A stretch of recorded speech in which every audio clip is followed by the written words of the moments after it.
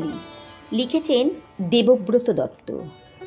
পাড়ার মদন পাশ করেছে ইতিহাসে এমএ, চাকরি করার চেষ্টা করে, যায় না তবু থেমে।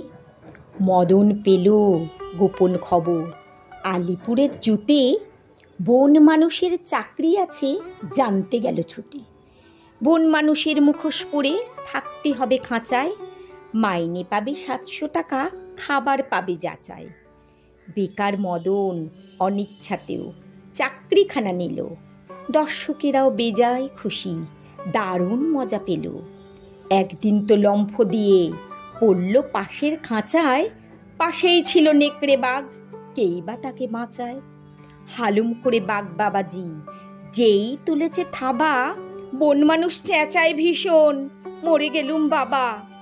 বাঘটা তখন বলল কানে, উঠছ কেন ঘেমে, আমিও ভাই তোমার মতোই ইতিহাসে এমএ।